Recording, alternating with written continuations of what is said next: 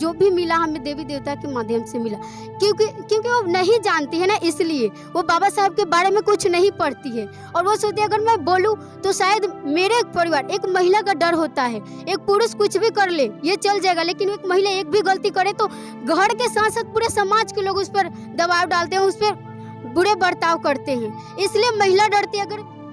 अगर बिना पढ़े अगर भगवान से कह दे कि भगवान मेरा रिजल्ट ला दो, एक स्टूडेंट का बात करूँ तो बिना पढ़े कह दे कि भगवान मेरा रिजल्ट, तो क्या उसका रिजल्ट आ जाएगा? या कोई भी उसके साथ अन्याय होता है महिलाओं के साथ, तो क्या उसको न्याय दिलाया जाएगा? अब मैं शपथ लेती हूँ कि देवी देवता ये सब पूजा पाठ छोड़कर मैं बाबा साहब के शरण में जाऊंगी और बाबा साहब का जो पंचशील था उसका मैं पालन करूंगी और दूसरों को भी कहूंगी पालन करने के लिए। लेकिन जब बाबा साहब के बारे में थोड़ा बहुत जानी तब तो बोली कि इतने महान पुरुष को, इतने महान आदमी को आज मैं क्यों नहीं जान रही हूँ? क्या कारण है कि मैं नहीं जान रही हूँ? और मेरे अलावा बहुत सारी महिलाएं हैं या बहुत सारे लोग हैं जो कि बाबा साहब के बारे में नहीं जानते।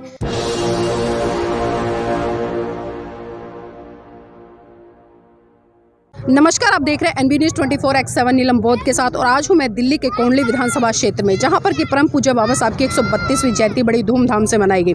अक्सर हम देखते हैं कि कहीं ना कहीं जब बहुत बड़े बड़े कार्यक्रम बाबा साहब को लेकर होते हैं तो कहीं ना कहीं उसमें दर्शकों के तौर पर और श्रोताओं के तौर पर महिलाओं की उपस्थिति बहुत ही बड़ी संख्या में हमें दिखाई देती है। लेकिन जब मंच की बात आती है तो कहीं ना कहीं मंच से महिलाएँ दूर नज़र आती हैं। इसके पीछे बेसिक कारण क्या है? और आज एक बिटिया यहाँ पर मिली, कहीं ना कहीं उसके अंदर बहुत ज़्यादा पीड़ा थी, चर्चाएं कर रही थी, तो हमारे मन में जिज्ञासा हुई क्यों ना उससे जुड़े। बेटा, नाम क्या आपका? मेरा नाम निधि कुमारी है।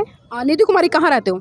मैं यहाँ दिल्ली कोंडली में रहती हूँ, कोंडली गांव में। मैं बिहार से बिलोंग करती हूँ। अच्छा, बिहार से बिलोंग करते हो। तो निधि, जानना चाहूँगी आज यहाँ पर बाबा साहब की 132वीं जयंती मनाई। पहले तो हमारे दर्शकों को ये बताएं कि आपको कैसा लगा और बाबा साहब के बारे में आखिर क्या जानते हैं? बाबा साहब के बारे में जितना भी बोलूँ उतना ही कम है। मुझे कैसा लगा ये एक्सप्लेन ही नहीं करती। कैसा लगा कोई पूछ ही नहीं सकता, क्योंकि कैसा का यहाँ पे मैं सच में एक्सप्लेन नहीं कर। कैसा क्या, बहुत अच्छा, बहुत। और ख़ास करके बाबा की पूजा के लिए हम कैसा का यूज ही नहीं करेंगे, ये तो हमारे लिए बहुत कम ही हो जाएगा। तो मैं बाबा साहब के बारे में तो बहुत कुछ ऐसे जानती हूँ और सीखने का मुझे मौका मिला है, लेकिन नहीं जानती थी। और वो भी जानी मैं अपने पापा के बदौलत ही जानी बाबा साहब के बारे में। जब मैं पूजा करती थी, मैं 2 साल से पूजा करना छोड़ी हूँ। नहीं तो जब मैं हॉस्टल में या स्कूल में पढ़ा करती थी तो रोज़ पूजा करती थी। लेकिन जब पापा मेरे बताया, किसकी पूजा करते थे पहले आप? वही देवी दुर्गा के, और किसकी करूँ? तो वही पूजा किस लिए करते थे? क्या पूजा मैं शंकर जी को करती थी। लेकिन वही जब बहुत कुछ जानने का मौका मिला, मेरे पापा जब बाबा साहब के बारे में बताए तो उनके बुकें पढ़ी, उनके बारे में जानी। मैं अक्सर सुना करती थी, उतना मालूम नहीं, लेकिन सुना करती थी कि भारत का संविधान बाबा साहब डॉक्टर भीमराव अंबेडकर ने लिखा। लेकिन इस बात पर मेरा गौर नहीं, इस बात पर मैंने गौर नहीं किया। लेकिन जब बाबा साहब के बारे में थोड़ा बहुत जानी तब बोली कि इतने महान पुरुष को, इतने महान आदमी को आज मैं क्यों नहीं जान रही हूँ? क्या कारण है कि मैं नहीं जान रही हूँ? और मेरे अलावा बहुत सारी महिलाएं हैं या बहुत सारे लोग हैं जो कि बाबा साहब के बारे में नहीं जानते हैं। तो मैं यही सोचने लगी। तो फिर मेरे पापा बाबा साहब के बारे में मुझे बताने के बाद मैं सोची कि अब मैं शपथ लेती हूँ कि देवी देवता ये सब पूजा पाठ छोड़कर मैं बाबा साहब के शरण में जाऊंगी और बाबा साहब का जो पंचशील था उसका मैं पालन करूंगी और दूसरों को भी कहूंगी पालन करने के लिए। और बाबा साहब का जो अंतिम संदेश था कि सबको बौद्धिस्ट बनाया जाए। ऐसे मेरे मन में बार बार ख्याल आते हैं कि बाबा साहब ने लास्ट में हिंदू धर्म त्याग कर बौद्ध धर्म क्यों अपनाया? तो मैं बाबा साहब की किताब पढ़ी तो मुझे ये ज्ञात हुआ कि बाबा साहब ने हिंदू धर्म छोड़कर बौद्ध धर्म इसलिए अपनाया क्योंकि बौद्ध धर्म में कोई जाति भेदभाव नहीं है, कुछ नहीं है। लेकिन देखिए, ईसाई धर्म में बाबा साहब को बोला कि आप मेरा धर्म अपना लीजिए, मैं आपको इतना लैंड दूंगा, इतना पैसा दूंगा, इतना कुछ बोले। लेकिन बाबा साहब ने लालच नहीं दिखाया। बाबा साहब ने जब सभी धर्मों को पढ़ने के बाद जब वो पढ़े तो मालूम चला कि सभी धर्म में क्या है। सभी धर्म, जैसे अगर बात करूँ सभी धर्म में जाति है। जैसे अगर मैं मुस्लिम की बात करूँ तो उसमें भी जाति बटा हुआ है। अगर मैं जैन धर्म का बात करूँ तो जैसे कि अगर कोयरी चमार, फिर बनिया चमार, ऐसे करके बहुत सारे धर्म मैंने कि धर्म में जाति बटे हुए हैं। लेकिन बौद्ध धर्म जो है उसमें कोई जाति नहीं है। हर कोई अपने नाम के टाइटल के आगे लगाता है बौद्ध। उसके अलावा ये नहीं बोलता है बौद्ध चमार और उसके बाद ये रविदास चमार, ऐसा कुछ नहीं। इसलिए मैं मानती हूँ कि बाबा साहब इतने पढ़े लिखे होकर जब बौद्ध धर्म अपना लिए तो आप लोग क्यों सोचते हैं कि बौद्ध धर्म हमें नहीं अपनाना है? क्यों? आप लोग तो बाबा साहब के क्या बोले मैं, आप कुछ नहीं है बाबा साहब के सामने। बहुत सारे लोग तो ये कहते हैं कि बाबा साहब ने जो धर्म परिवर्तन किया था उनका निजी मामला था, ये निजी मामला नहीं था। बाबा साहब ये सोचकर, ऐसे हर कोई के मन में आता होगा कि ऐसे हिंदुओं ने हमारे पर बहुत अत्याचार किया, ठीक है, तो बाबा साहब के मन में, हर कोई के मन में आता होगा कि शायद बाबा साहब इस जाति से इसलिए अपने जाति का सपोर्ट कर रहे हैं और उसके बाद बौद्ध धर्म अपना लिए, ये धर्म छोड़ करके। लेकिन ऐसा कुछ नहीं है, ऐसा इसलिए ये निजी मामला नहीं है। अगर निजी मामला होता तो हर कोई अपना अपना धर्मनिरपेक्ष देश है हमारा, हर कोई अपना अपना धर्म अपनाता ना। लेकिन ये अगर आप बोल रही कि निजी, लेकिन निजी नहीं है। निजी रहता तो बाबा साहब सिर्फ अकेले ही अपना नहीं अपनाते, अकेले निजी रहता तो खुद ही अकेले वो धर्म अपना लेते। इतने बौद्धिस्टों को, इतने लोगों को अपने साथ क्यों धर्म अपनाने देते अगर निजी ही रहता तो? आज क्या बात है कि जब हम महिलाओं से बात करते हैं, आज महिलाएं पढ़ी लिखी हैं, जागरूक है, डॉक्टर है, इंजीनियर है, वकील है, जज है, यहाँ तक इस देश की राष्ट्रपति भी बन रही है, लेकिन जब हम उनसे चर्चा करते हैं कि आपके जीवन में किसका योगदान है कि आज इस मुकाम तक पहुँच, तो कहीं ना कहीं महिलाएं कहती नजर आती है कि मैं शेरावाली की कृपा से या दुर्गा की कृपा से या शिव जी की कृपा से बनी हूँ। तो ऐसी महिलाओं के लिए क्या कहेंगे? क्या कहूँगी ऐसी महिलाओं के लिए? देखिए, पहले तो ऐसे कुछ नहीं था, पहले तो महिलाओं को पढ़ने का भी अधिकार नहीं था, है ना। कुछ ऐसा नहीं उनको राइट था कि वो कुछ कर सके, अपने लाइफ में आगे बढ़ सके। तो वो सोचते हैं कि मैंने कि देवी देवता ही हमें सब कुछ दिया है। वो वही सोचते हैं कि देवी देवता ही ने हमें सब कुछ, ये वो जो भी मिला हमें देवी देवता के माध्यम से मिला।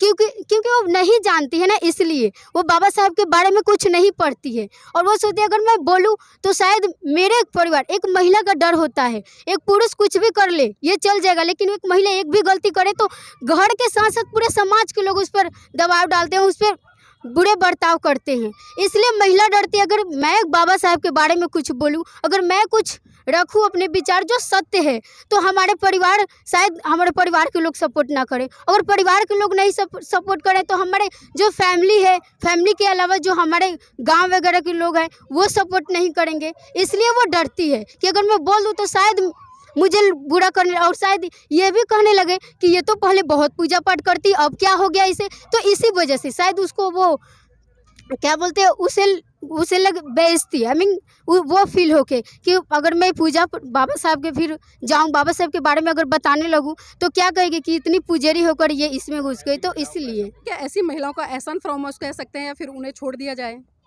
नहीं, छोड़ेंगे तो नहीं। ऐसी महिलाओं को जागरूक करना है, हमें बताना है कि सत्य के साथ दो। जो तुम्हें किसने देखा है भगवान किसी ने कहते हैं ना कि विश्वास, तो विश्वास ही सबसे बड़ा है। विश्वास करेंगे तो विश्वास जैसे भगवान पे करो वैसे बाबा साहब पे करो। और अगर बिना पढ़े अगर भगवान से कह दे कि भगवान मेरा रिजल्ट ला दो, एक स्टूडेंट का बात करूँ तो बिना पढ़े कह दे कि भगवान मेरा रिजल्ट, तो क्या उसका रिजल्ट आ जाएगा? या कोई भी उसके साथ अन्याय होता है महिलाओं के साथ तो क्या उसको न्याय दिलाया जाएगा? किसके थ्रू दिलाया जाएगा? संविधान के थ्रू, जो बाबा साहब ने रचा है। लेकिन बहुत सारे लोग ये भी कहते नजर आते हैं कि जो डॉक्टर अंबेडकर जी हैं उन्होंने सिर्फ दलितों के लिए काम किया। हाँ, नहीं, ऐसा कुछ नहीं है। दलितों के लिए बाबा साहब ने काम नहीं किया। अगर सबसे ज़्यादा बात करूँ तो महिलाओं के लिए बाबा साहब ने काम किया। क्यों? दलितों के अलावा और जो बड़े बड़े कास्ट की महिलाएं थी उसे भी तो राइट नहीं था पढ़ने का।